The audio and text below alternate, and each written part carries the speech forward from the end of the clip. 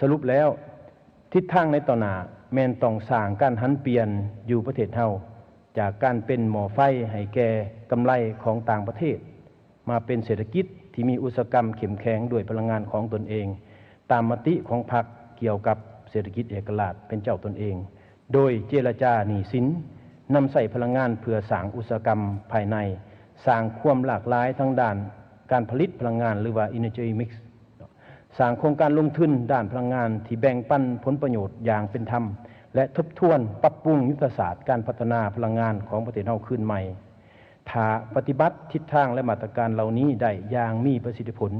สปป.ลาวก็จะมีความสามารถในการแก้ไขปัญหาเกี่ยวกับพลังงาน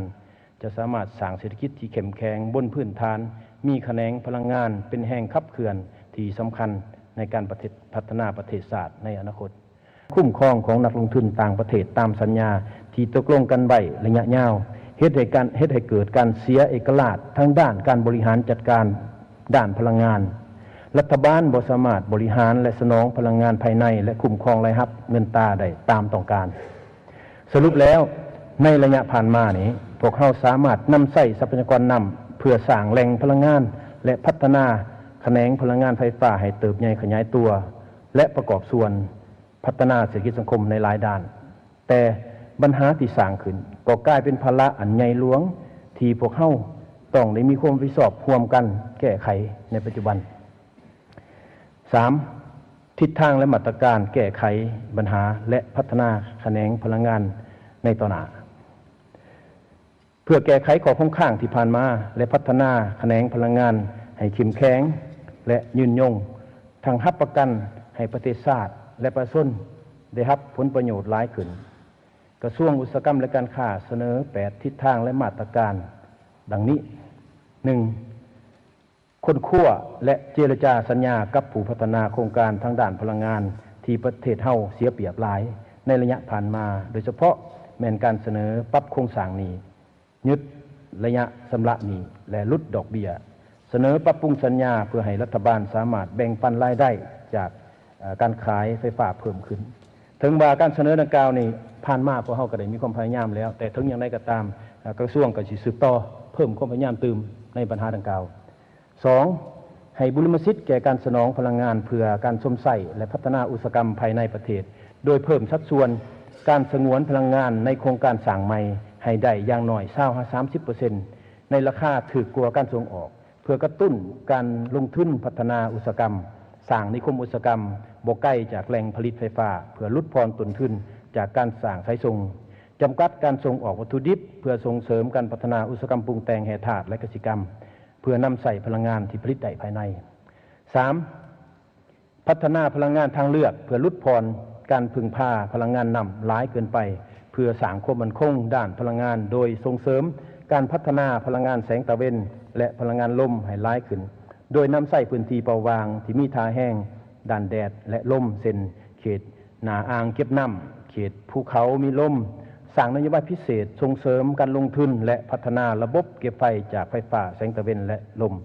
ส่งเสริมการพัฒนาพลังงานชีวภาพจากพืชต่างๆเช่นน้ำมันปาล์มหมักเหย้า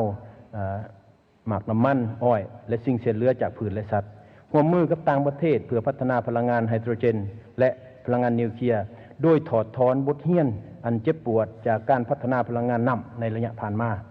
4. ดึงดูดและคัดเลือกนักลงทุนที่ดีเพื่อร่วมมือกับรัฐบาลพัฒนาโครงการพลังงานโดยการส่งเสริมการร่วมมือโครงการพัฒนาพลังงานที่มีรัฐวิสาหกิจหรือเอกชนภายในถือหุ้นอย่างน้อย 30% สร้างนโยบายพิเศษเพื่อส่งเสริมการลงทุน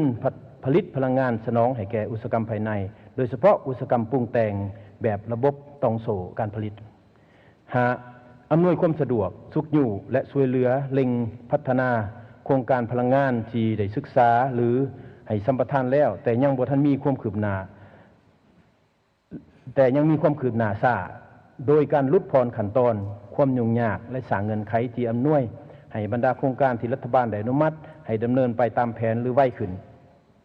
เพื่อปรึกษาหารือเพื่อช่วยเหลือให้บรรดาโครงการที่มีท่าแห้งสามารถเข้าถึงแหล่งทุนจากภายในหรือต่างประเทศเพื่อพัฒนาพลังงานสนองภายในให้ไวขึ้น 6. ปฏิรูประบบการเงินและการบริหารรายรับรายจ่ายด้านพลังงานให้มีความโปร่งใสโดยสร้างระบบคุ้มครองทันสมัยเพื่อติดตามและควบคุมการเก็บรายรับติดตามรายจ่ายจากการซื้อและการขายพลังงานในตลาดภายในและส่งออกเปิดเผยสัญญาโครงการลงทุนด้านพลังงานให้หน่วยงานที่เฮ็ดบทบาทติดตามกวดกาสัญญาโครงการที่รัฐบาลและสภาแห่งชาติตกลงเห็นดีเป็นเอกภาพเพิ่มทวีและเพิ่มความเข้มงวดในการปฏิบัติเรื่องงานตรวจสอบและกวดกาในโครงเขตโครงการผลิตและจำหน่ายพลังงาน 7. ปฏิรูปรัฐวิสาหกิจไฟฟ้าลาวและบริษัทที่ขึ้นกับให้มีความคืบหน้าไวขึ้นตามแผนของคณะปฏิรูปรัฐวิสาหกิจที่รัฐบาลได้รับห้องเป็นต้นแผนปรับปรุงภายในโดยเฉพาะการลดรายจ่ายลดการสูญเสียพลังงานลดพนักงานปรับปรุงระบบบัญชีการเงินแก้ไขปัญหาความบ่โปร่งใสแผนปรับปรุงโครงสร้างนี้โดยเจรจากับเจ้าหนี้ตัดสินใจแก้หนี้บ่เกิดดอกออกผลและแยกทรัพย์สินดีและบ่ดีแผนปรับปรุงโครงสร้างราคาภาคซื้อโดยเจรจาซื้อไฟฟ้าให้มีราคาต่ำลงแผนปรับปรุงโครงสร้างราคาภาคขายโดยคอยขึ้นราคาไฟฟ้าเพื่อให้สอดคล้องเพื่อให้ส่องแสงถึงต้นทุนตัวจริงแผนเล็งจะตั้งปฏิบัติโครงการลงทุนที่มีประสิทธิผลสูงทางด้านเศรษฐกิจเพื่อสร้างแหล่งรายรับใหม่และแหล่งรายรับเพื่อสร้างแหล่งผลิตพลังงานใหม่และแหล่งรายรับใหม่ให้แก่รัฐวิสาหกิจไฟฟ้าลาวและอื่นๆซึ่งรายละเอียดในคณะปฏิรูปมีแผนละเอียดแล้ว 8. ทบทวนยุทธศาสตร์การพัฒนาพลังงานไฟฟ้าของสปป.ลาวระยะ 2021 หา 2030 ภายหลังที่จะตั้งปฏิบัติมาได้ 4 ปีและนิติกรรมที่เกี่ยวของต่างๆเพราะสภาพแวดล้อมภายในภายนอกและท่าเอียงของโลกในระยะ 4 ปีผ่านมาก็มีการเปลี่ยนแปลงหลายพร้อมนี้กระทรวงพลังงานและบ่อแฮและกระทรวงอุตสาหกรรมและการค้าก็ได้โฮมเข้ากันเป็นกระทรวงเดียวดังนั้นจึงควรมีการปรับปรุงบ้างนโยบายและนิติกรรมให้สอดคล้องและไปในล่วงเดียวกันให้หลายขึ้นสรุปแล้วทิศทางในต่อหน้าแม่นต้องสร้างการหันเปลี่ยนอยู่ประเทศเฮาจากการเป็นหม้อไฟให้แก่กำไรของต่างประเทศมาเป็นเศรษฐกิจที่มีอุตสาหกรรมเข้มแข็งด้วยพลังงานของตนเองตามมติของพรรคเกี่ยวกับเศรษฐกิจเอกราชเป็นเจ้าตนเองโดยเจรจาหนี้สินนำใส่พลังงานเพื่อสร้างอุตสาหกรรมภายในสร้างความหลากหลายทั้งด้านการผลิตพลังงานหรือว่า Energy Mix